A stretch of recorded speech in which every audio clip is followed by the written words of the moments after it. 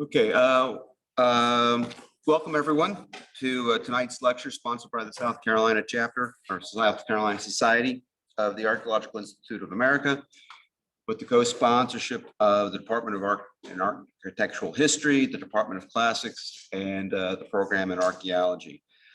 My name is James Newhart, and I am the Vice President of the South Carolina Society. I'm standing in the place of Allison Starrett-Krause, our president, who is currently at Pompeii, conducting research as part of her sabbatical. So she sends her regrets for not being here, but hope that you understand that, well, she's in Pompeii. So, yanny, boo boo. So it is my job to say a few words of introduction to tonight's speaker. First, welcome everyone to the first in-person lecture post-COVID. Yay! It is great to be back. Second, a few words about the AIA, the Archaeological Institute of America. Come on. Yeah, of course. There we go. The Archaeological Institute of America is one of the oldest and largest lay professional organizations in the world, dedicated to the study and preservation of the world's material past. The lay professional designation is a critical characterization of the AIA. This is an organization where both professional archaeologists and interested individuals come together. Anyone with an interest in archaeology, regardless of age, experience, or interest, is encouraged to become a member. As a member, you're exercising the age-old saying of think globally, act locally. As a member, you support the larger work of the national organization, including initiatives for the preservation efforts of archaeological sites across the world, facilitating dialogue in and between countries on issues related to cultural property, preservation, and study, and the support in the research and learning of archaeology across the world. More locally, your membership within the local society provides you with the opportunity to affect the local programming of the society, whether it be as an officer or as a general member. Additional perks of membership include subscriptions to both the Institute's magazine, Archaeology, and the Institute's scholarly journal, the American Journal of Archaeology, discounts to educational tours the world over, and for students, opportunities for scholarships for field work. To become a member or renew, simply go to the archaeological website at archaeological.org. And membership is quick with educational and military rates. It's a good deal. And if there are questions, I or other officers will be happy to discuss membership with you after the lecture. Speaking of the lecture, Dr. Tara Prakash is, oh, yes. We also have another lecture coming up before I get to that, Tara. Join us in a couple weeks. We actually have a late-breaking lecture on our docket. Dr. Alana Warner-Smith, excuse me, from the Smithsonian Institution will be in town to talk about her work in 19th century New York City, looking at domestic labor and under the title Producing Domesticity. So encourage you all to come to Education Center, room 118 on the main campus of the College of Charleston for that evening. Now, to Dr. Tara Prakash, who earned her PhD from the Institute for Fine Arts at New York University, specializing in Egyptian art and archaeology. After her PhD, Dr. Prakash received postdoctoral fellowships at the Metropolitan Museum of Art, Johns Hopkins University, before coming in 2019 to the College of Charleston, right in time for COVID. Congratulations. But her combination of her advanced training in Egyptology and her perspectives from her undergraduate work at Tulane, where she studied both art history and African diaspora studies, is clearly on display in her numerous published works, which focus on issues of ethnicity, identity, agency, and the visualization of emotion in ancient Egypt. Her book, recently published by Lockwood Press, is one such contribution. Congratulations. I'll not provide any spoilers to tonight's talk, but I'll say that her work is helping us to review and revise our notions of identity and agency in ancient Egyptian society, which will certainly be evident in her upcoming edited volume entitled Rethinking Ancient Egypt. So I'm very pleased to introduce you to one of our own, Dr. Tara Prakash.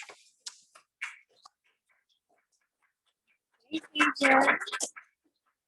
Thank you so much for the introduction. It's pretty exciting to be the first back in person AI lecturer. So thank you all so much for coming out this evening. I know coming all the way over here to Harbor Walk's a bit of a hike, so appreciate you guys coming out. So today, I want to tell you a little bit more about my work on this unique and really fascinating group of statues that are known to Egyptologists as prisoner statues.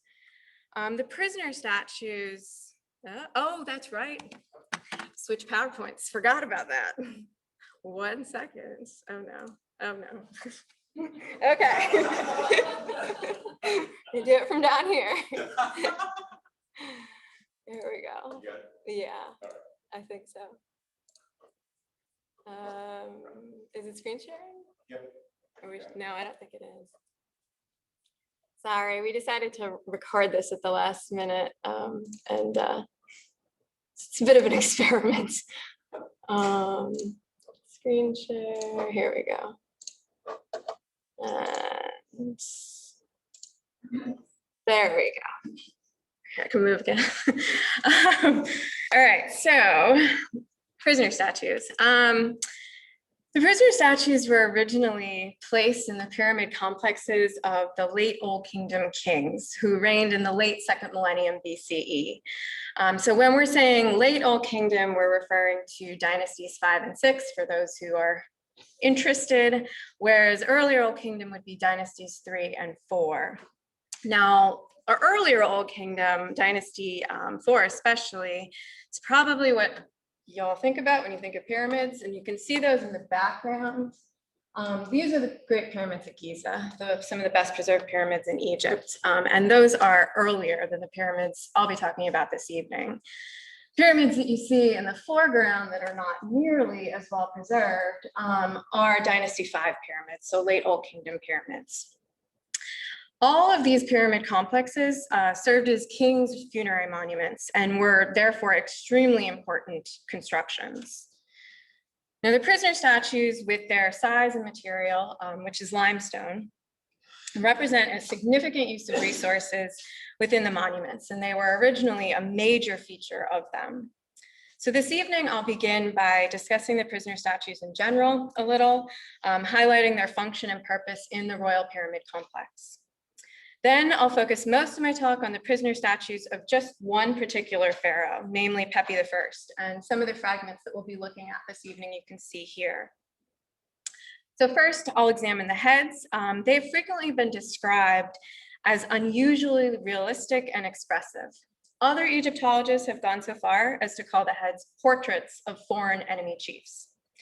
However, by comparing these prisoner statues with other contemporary Egyptian statuary, it becomes clear that the heads were closely tied to broader stylistic developments during the late Old Kingdom, and much of their apparent realism and expressiveness actually stems from this.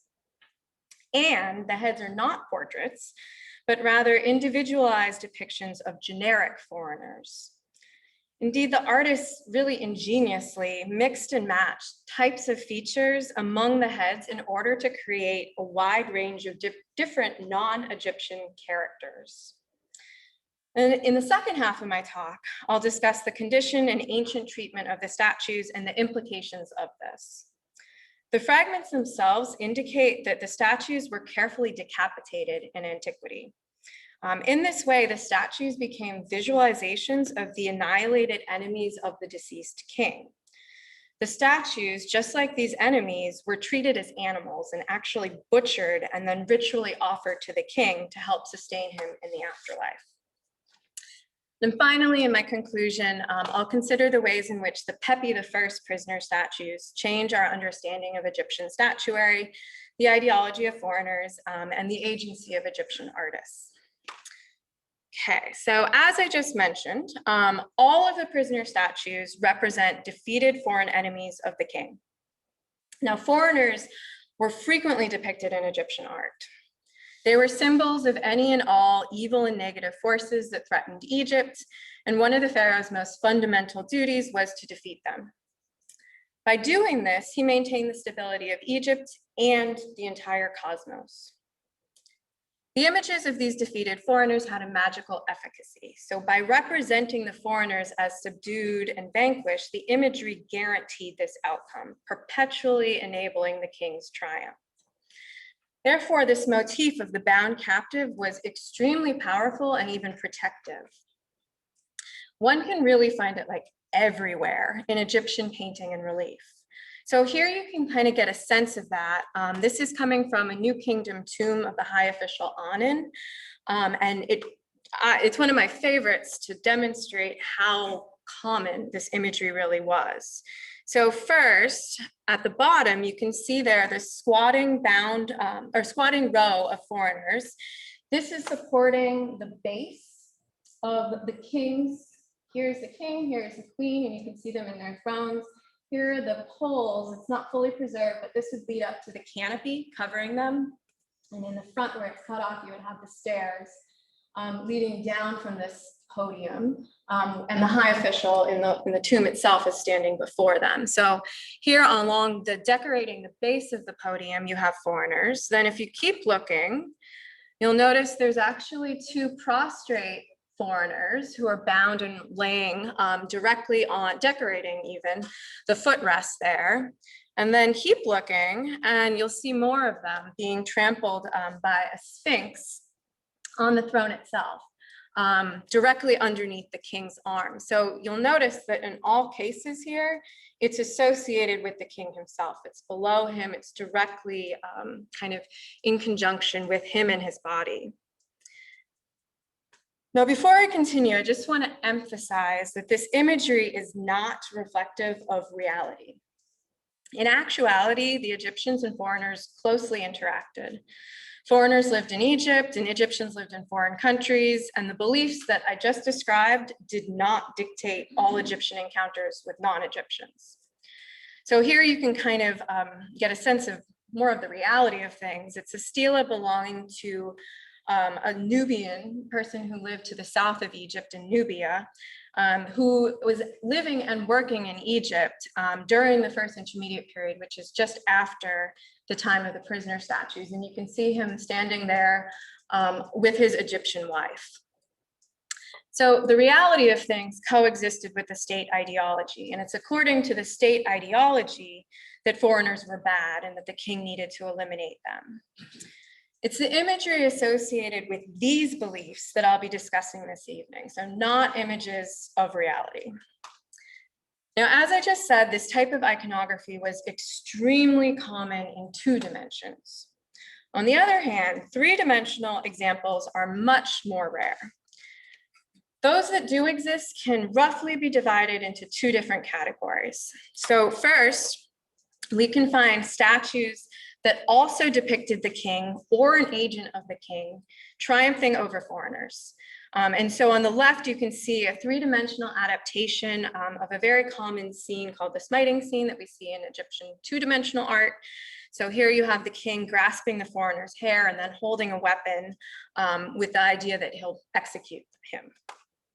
Then you also have foreigner statues that function kind of in relation to the king's actual body or a separate image of him, similar to what we saw represented on the footrest and the dais. So on the right here, you kind of have a 3-dimensional adaptation of that. This is coming from the Eastern King's Funerary Temple at Medinet Habu. And you have, these are busts of foreigners projecting out of the wall underneath windows. And above in those windows, the king himself probably on occasion stood, and maybe, or also a statue of him. So this idea of an agent of him as well. Now, the other category of 3-dimensional foreigners consists of small scale representations that are freestanding. So you can find figurines like this throughout Egyptian history, and their function and purpose varied and also likely changed over time.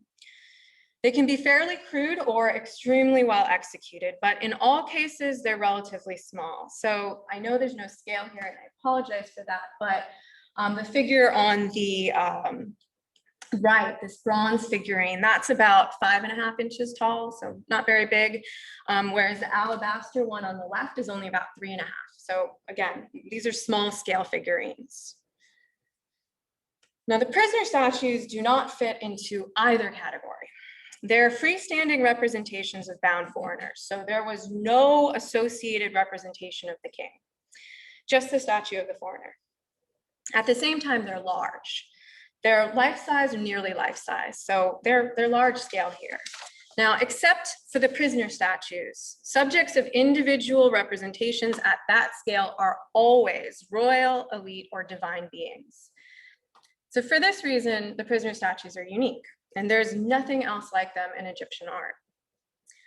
But their meaning remains the same as other variations of this iconography. Their bound position references the power of the king, and he was solely responsible for their defeat. By erecting these statues, the king emphasized this. He guaranteed his ability to maintain order in this world and the next, and he was protecting the sacred space of his pyramid complex. The earliest statues appeared during the reign of King Neusra, and this is the middle of 5th dynasty, so again, roughly 2400 BCE. After this, nearly all of the subsequent Old Kingdom kings also had prisoner statues carved. So that's a total of 6 kings with these statues. Pepi II, who was the last king of the Old Kingdom, was also the last king to commission prisoner statues. And then following his reign, this genre disappeared. So the prisoner statues were limited to a very particular time period, namely this late Old Kingdom period. Indeed, they share a number of similarities, which makes it clear that the Egyptians saw them as a distinct statue type. So here you have examples from 3 different pyramid complexes, including the earliest on the left and one more in the middle, and then for the final, bless you, from the final pyramid complex of Pepi II on the right here. So you can see they all have the same form, kneeling with the arms bound behind the back. All prisoner statues are made out of limestone. They're all around the same size, so again, roughly life size. All of them come from royal pyramid complexes, all of them depict foreigners, and all of them are uninscribed. At the same time, even just looking at these, it becomes clear that they changed significantly over their history. So for example, stylistically, they become much more expressive. The earliest ones had those big back pillars, while the later ones are carved fully in the round. Their number also increased dramatically from only just a couple in the early complexes to dozens of them in the later complexes. Now, my recently published book, yay, like couple weeks here, just very recent, is the first comprehensive study of these statues. And it details all of these changes that the statues underwent from pyramid complex to pyramid complex, considering how the changes shed light and kind of reflect the larger culture and society of this particular time period. It demonstrates that the conclusion for one king's prisoner statues do not apply to all of them. We really can only talk about one group at a time. But if I were to go through all of these changes, we would be here all night, and nobody wants that. So today, I just want to focus on one particular group of prisoner statues, those from the pyramid complex of the pharaoh Pepi I. So just to, unless I say otherwise, everything I'm saying this evening only applies for this group of prisoner statues. So between 1968 and 1985, the French Egyptologists Jean-Philippe Loyer and Jean Leclanc, who were working under the auspices of the Mission Archéologique Française de Saqqara, they discovered over 80 prisoner statue fragments in the pyramid complex of Pepi I. And you can see the group that was discovered just during one season here in this photo. They registered all of the various fragments that they found under 73 PP, Pepi prisoner numbers. And I'll be referring to the fragments this way throughout the evening, and you'll see kind of PP numbers on the slides, and that's just basically the inventory number.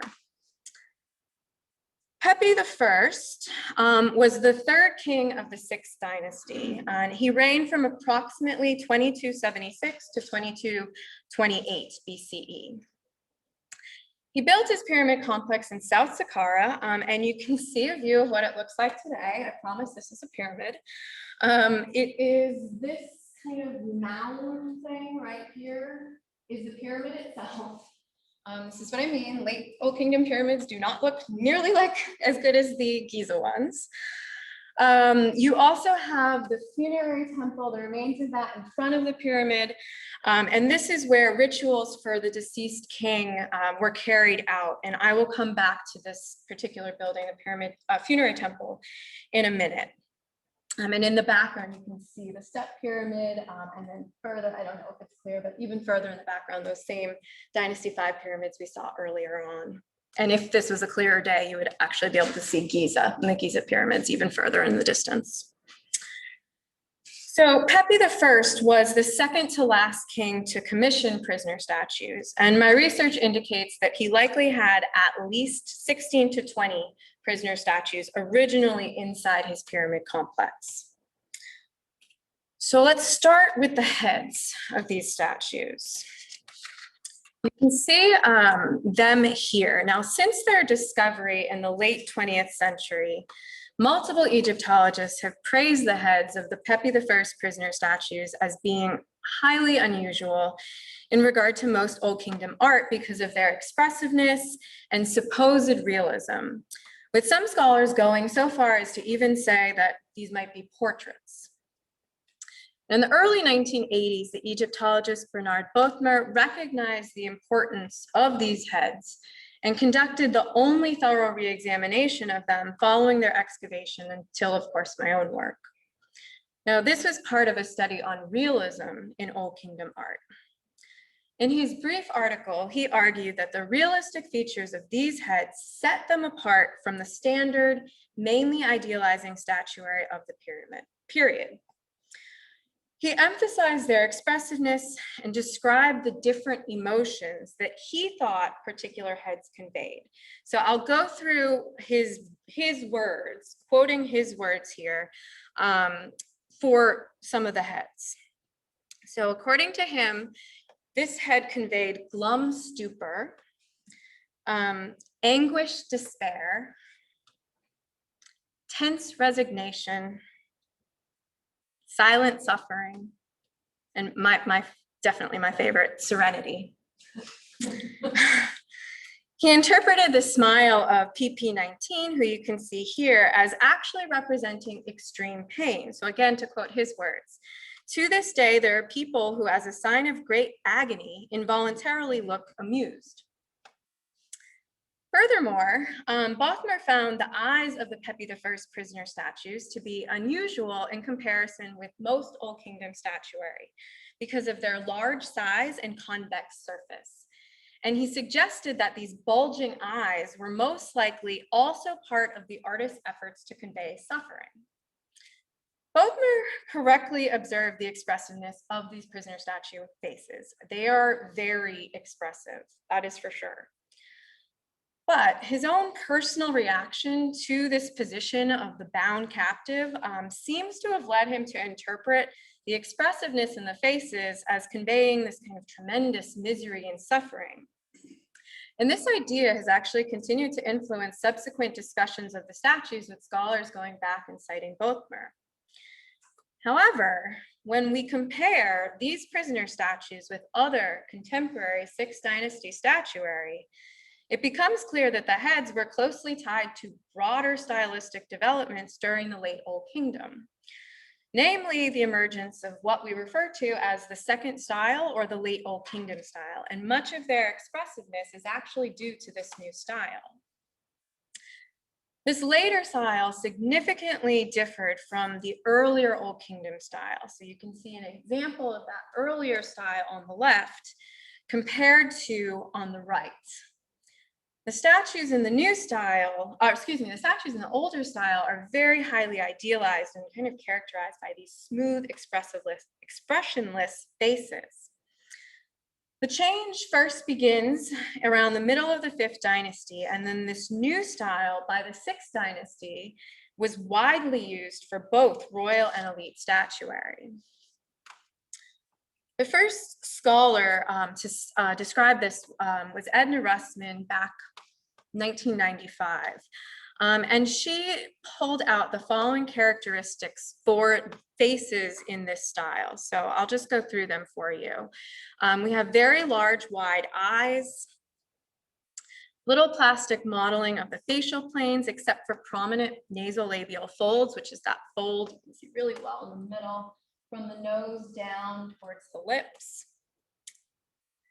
The lower part of the face tapers sharply in a way that crowds but also emphasizes the mouth. The mouth is characteristically represented as a pair of thick lips, sometimes with a slight upturn or smile. And the lips end abruptly at either side, leaving the corners of the mouth open. Then a sharper ridged vermilion border, the border around the lips, plastic eyebrows, and deeply carved or extended inner canthi, which is the inside corner of the eye, are also primary features of this style, and you can see that really on all of these. In general, the facial features are highly exaggerated, giving the face a much more expressive and kind of realistic quality. Now, the faces of the prisoner statues from the Pepi I complex consistently exhibit many of these late Old Kingdom style attributes. The first scholar to comment on this was James Romano back in 1997, and he actually specifically compared this statue, PP19, with, on the left, you can see the head of a kneeling statuette of the king himself, Pepi I. And when we start to look at all of the prisoner statues, you'll notice that they all echo various features of the king's own image. So for example, you have the treatment of the king's mouth is most like that of PP22 and PP32 down over here, with full lips and that ridged vermilion border. His fleshy cheeks with the subtle nasolabial folds resemble those of PP21 and PP22 over here, while his large and delicately rimmed eyes recall those of PP16 up above. Additionally, his plastic eyebrows are really just more finely executed versions of the relief brow type that PP20 and PP23 exhibit. Thus, the features of the Pepi I prisoner statues that struck Bothmer as unusual and representative of agony, such as these large globular eyes and the slight smiles, are actually all common attributes of this more expressive late Old Kingdom style. And the expressiveness that Bothmer and others have described in regard to the Pepi I prisoner statues seems to be primarily a result of this contemporary style, rather than any sort of effort on the part of the Egyptian artists to convey the prisoner statues' emotions. In carving the prisoner statues, the sculptors were following stylistic conventions of the period. Therefore, the prisoner statues, rather than being these anomalies that occurred on the fringe of Egyptian art, as scholars have tended to treat them, are instead a very important piece to the broader picture of Old Kingdom statuary. Since their discovery, scholars have also struggled to identify the ethnicity of the Pepi I prisoner statues.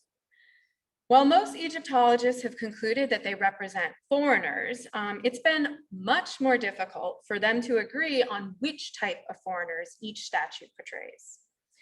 Moreover, there's even a few scholars that have suggested Egyptians could have been included among the prisoner statues and that some of the statues might represent Egyptians. Now, theoretically, this is possible. According to Egyptian ideology, Egyptians, just like foreigners, could rebel and threaten the cosmos and Egypt itself, thus aligning themselves with foreigners and the negative, malevolent forces that the pharaoh needed to defeat and contain.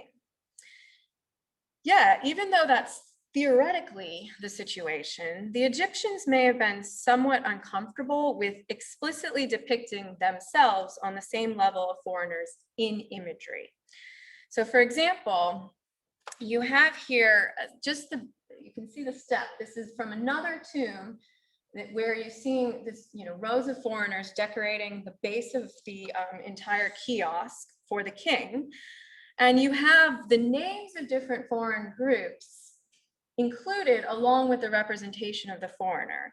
Now, where it says here, I can't see it, but where it says here, Upper Egypt, they've actually replaced that with a representation of a foreigner, with a Nubian. And where it says here, literally, Lower Egypt, they've replaced it with a person from the north, from the Levant.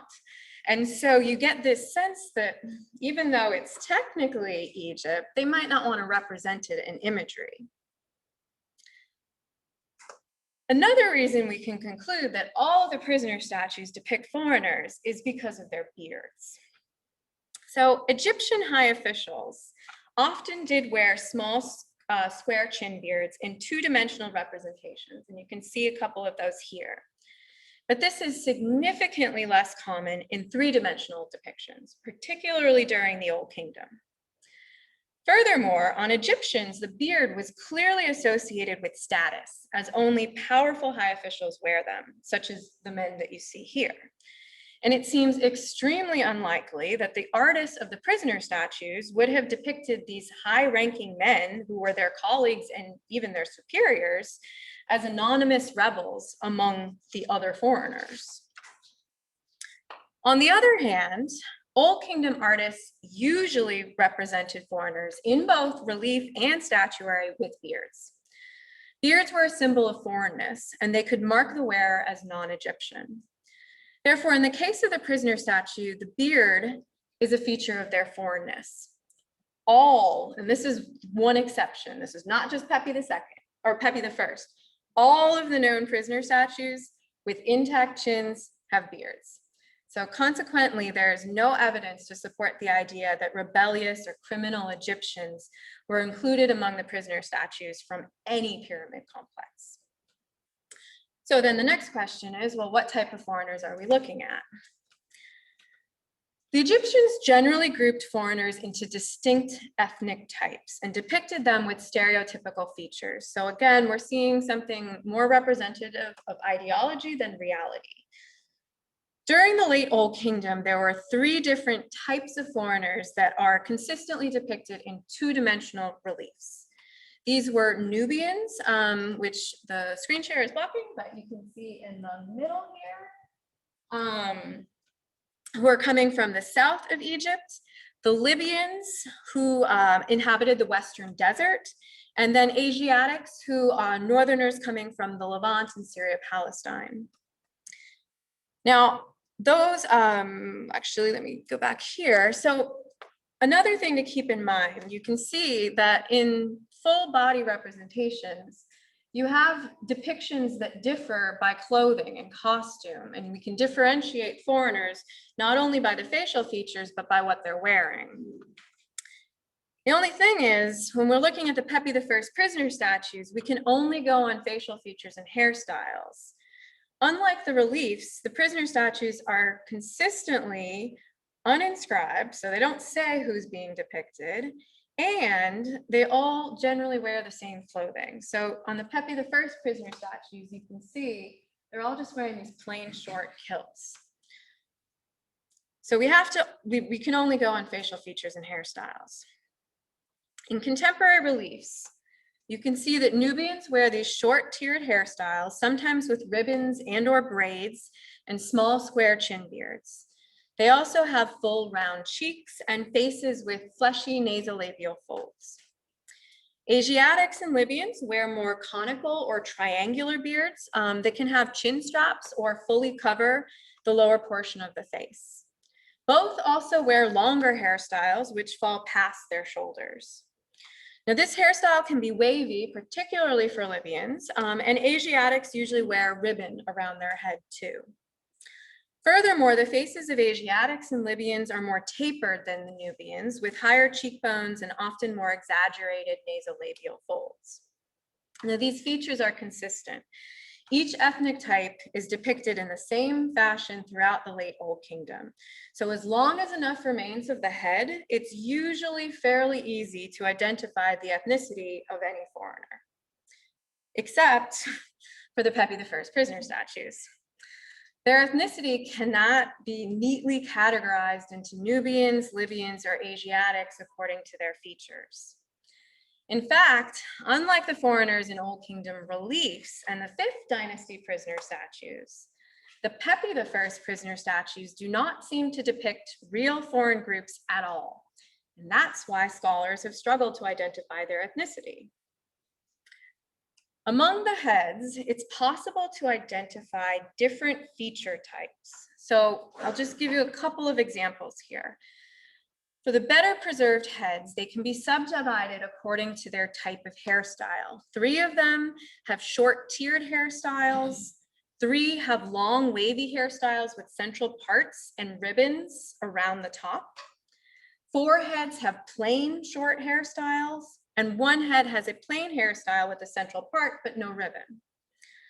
Similarly, if we look at the shape of the faces, it also differs. You have, of the 8 heads where it's still intact, 3 of them have round, full faces. 2 have oval-shaped faces. And then the 3rd category consists of 3 heads with sharply tapered faces. One more example, beards. Of the 8 heads with preserved chins, they all have beards, but the depiction of that beard can vary. So 3 of the heads have just small little beards that are only below the chin. Then you have 4 where it's a bit of a larger chin beard that runs along the throat as well. And then lastly, the one all the way towards me, he is the most divergent beard type with this kind of long conical beard and thin chin straps that run up along his face. All of the other features can be subdivided as well. So the artists basically seem to have mixed and matched different feature types among the head, giving this ultimate impression of variety. This table, which compiles all of the different types of features, demonstrates that there's no obvious patterns. There's no pairs or groups of statues that share common features. Rather, the different types of features were employed irregularly and put together in different ways for each head. Furthermore, the actual rendering of each feature type often deviated slightly from head to head as well. The result was a wide variety of imaginary foreign individuals that each looked distinct from one another. PP16 is one of the more obvious examples of the resulting contradictions of ethnic stereotypes. He has a much more Nubian kind of round face and hairstyle, but that's in combination of what we would typically see as an Asiatic or Libyan beard. Similarly, PP60 seems to have a hairstyle that is more northern and kind of Asiatic-like, though there's no individual strands and he doesn't wear a ribbon. But then he has a small square chin beard like a Nubian usually would. And his broad nose also is much more Nubian-like. The shape of his face, that oval shape, is very ambiguous. So Pepi I may have commissioned his artist to carve a collection of different kneeling bound foreigners, but it was then up to his artist to figure out how to convey the concept of multitude and otherness. Essentially, their solution was to create ethnic hybrids, mixing and matching facial features and hairstyles in order to produce more individualized faces. This is a complete innovation. We don't have any evidence of this outside of the prisoner statues. While they made some heads look more southern or northern in order to make the statues believable and vaguely recognizable, the artist intentionally carved each face differently to give the impression of many different types of people. All are foreign and recognizably non-Egyptian, yet none of them are portraits or real individuals or real ethnic types. The uniform plain short kilts kind of further create the sense that the prisoner statues are generic foreigners, all interchangeable enemies of the king. At the same time, their varying heads emphasize their number and singularity. So the ultimate effect or message seems to be that the king has conquered and dominated all imaginary foreigners, not just Nubians, Libyans, and Asiatics. Okay, so let's turn to the treatment of the statues. A complete prisoner statue has never been discovered from any pyramid complex that originally contained them. The examples that are complete today, such as the ones that I've kind of showed a few times earlier on, those have all been reconstructed. So this fragmentary condition, along with their poor condition, which some have interpreted as resulting from violent blows, has led multiple scholars to suggest that the prisoner statues could have been intentionally broken, possibly soon or immediately after they'd been erected in some type of destruction ritual. However, unlike other scholars, the excavators of the Pepi I prisoner statues, Lawyer and Leclerc, they believe that the Pepi I fragments provided concrete proof that they had not been part of destruction rituals. Now, the excavators did not discover any of these fragments in situ, but rather they found them scattered around the king's funerary temple. So what you're looking at here is a plan of this temple where these rituals for the king would have taken place. The pyramid itself is the beginning of that black box, and it would continue up here. And then here is a plan of the temple. And you can see here, I've highlighted where fragments have been found and when they were found. Now, most of the fragments, more than 60 of them, were found up in the red up there, here, in debris surrounding a storage magazine that had been converted into a lime kiln in antiquity. So probably several hundred years or so after Pepi I's reign, but still quite a long time ago. Lawyer Leclerc thus concluded that the lime burners had broken all of the prisoner statues in order to more easily carry and then put them into the kiln and burn them down into the lime. They said that at some point this work must have been interrupted, and that's why they never finished burning the statues, and that's why they were all found right there outside of the lime kiln.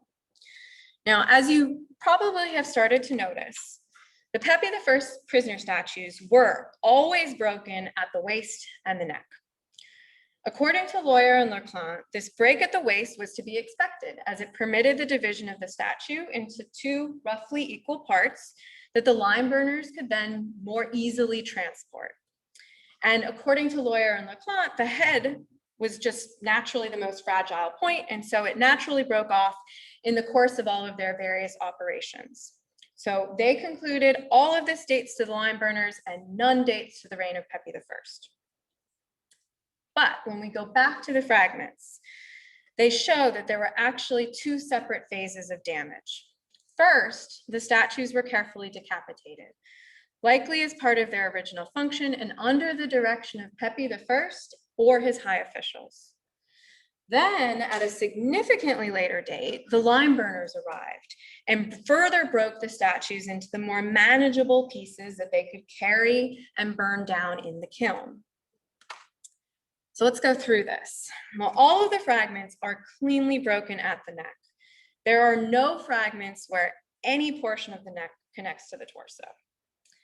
Indeed, the break is consistently in the same position, beginning immediately at the base of the neck, and the same shallow scalloped shape.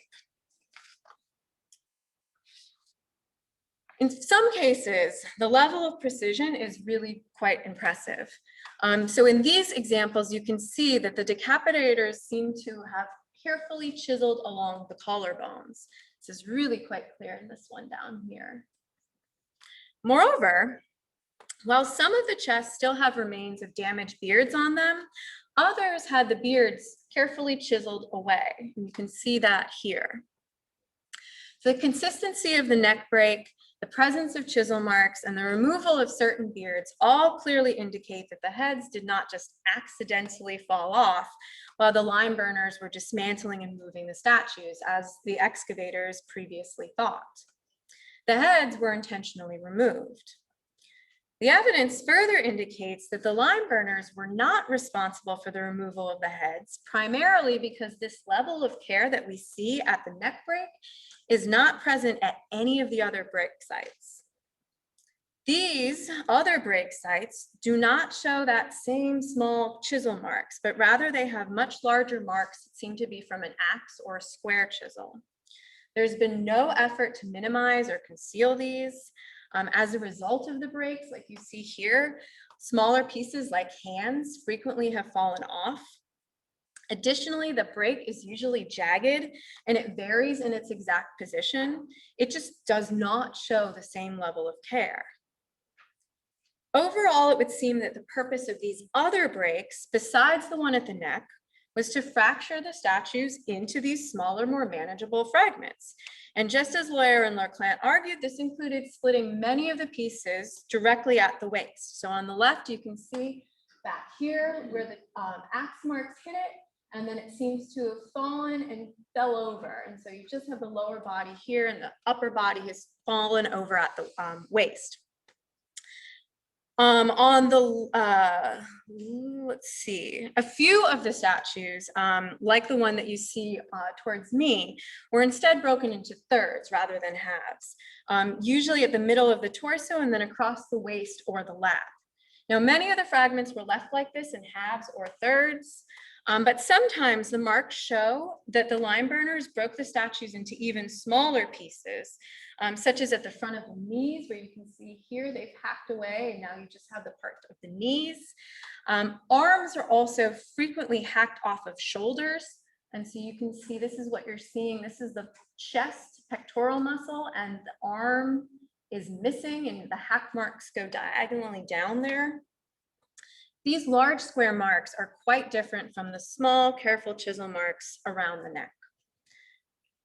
Another relatively frequent break is down the middle, the center of the torso. And so on the right, you can see the damage to the front of the chest here. And here we're seeing the interior of the same fragment, and the marks have come down and fractured the fragment in half. Similarly, on the other side, you can see that the torsos have been split in half. Now, these types of breaks only seem likely if the head was no longer attached. The contrast between the careful and clean break at the neck and the haphazard and obvious other breaks indicates that these occurred at two different times. The other breaks clearly make sense if the primary goal had been to break the statues into smaller pieces, and I completely agree with Lawyer and Leclerc that the lime burners were responsible for them. But if this had been the primary goal for the heads, the lime burners would not have put so much effort into carefully chiseling them off. It would have been much easier to just knock them off with a solid blow. The care seems to indicate that the statues were meant to be seen in this fashion, with the heads separated from the bodies.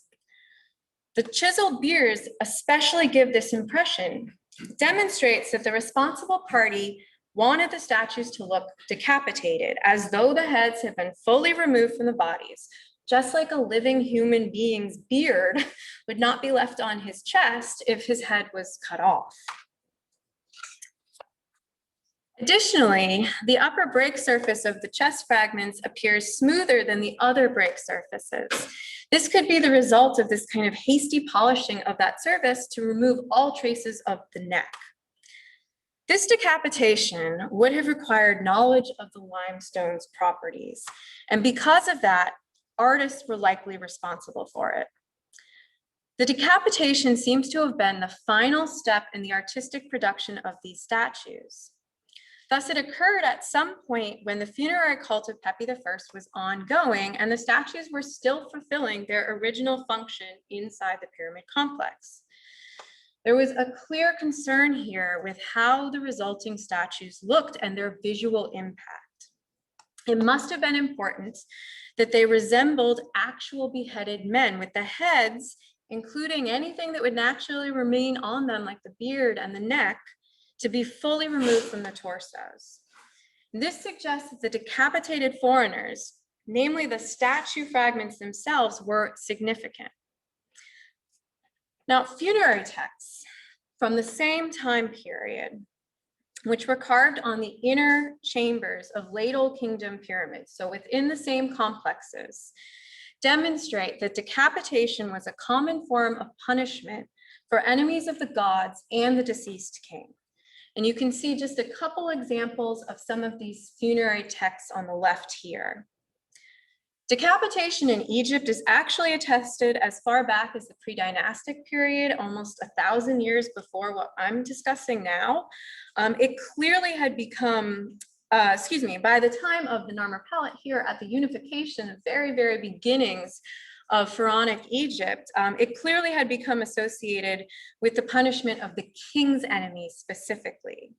And you can see up where I've highlighted, this is a group of bodies of the king, bodies of enemies before the king that he seems to have defeated, with the heads cut off, and they're actually also a bit more gruesome, castrated as well.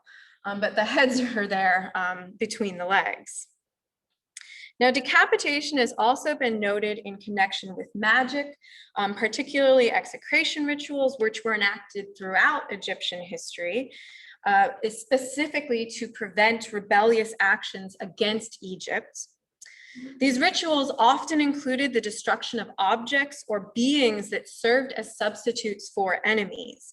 And decapitated bodies have actually been discovered as part of these magical deposits, including at, this is from one site near Giza, but also another site in Egypt, possibly at least Tel El Daba. Decapitation was a punishment reserved for the most reprehensible offenders, namely foreigners and rebels who threatened the cosmic order. By destroying the body like this, it sentenced the victim to complete damnation and served as an ultimate form of annihilation. In this way, the decapitated prisoner statues depict the total destruction of the enemies of Pepi I, both on earth and in the afterlife, complete and forever annihilation. Moreover, the prisoner statues as images were inherently powerful, and their decapitation may have actually served to kind of deactivate them, making the subject matter safer. However, there may be another level of meaning to this decapitation. Through this action, the captives have now become food offerings to the deceased king. The Egyptians frequently equated foreigners and animals by juxtaposing hunting scenes with scenes of destroying and dominating foreigners. Furthermore, as some scholars have observed, the action of decapitating and dismembering a human enemy was often likened to the butchering of animals.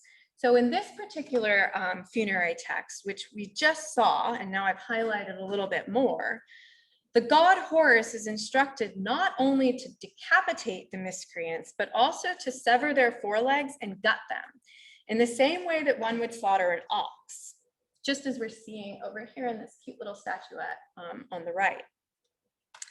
Just as the natural world was tamed and transformed into something productive through sacrifice, the dangerous foreigner was converted into something useful and beneficial to the king. He could literally feed on them.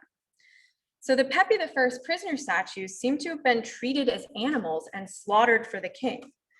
The decapitation transformed them into these beneficial offerings, and the artists took on the role of butchers. In this way, the decapitated prisoner statues were similar to images of food and other offerings that were eternalized in the reliefs. They helped sustain the king as he could perpetually consume his enemies. Moreover, these prisoner statues also served as concrete testaments to the king's dominance.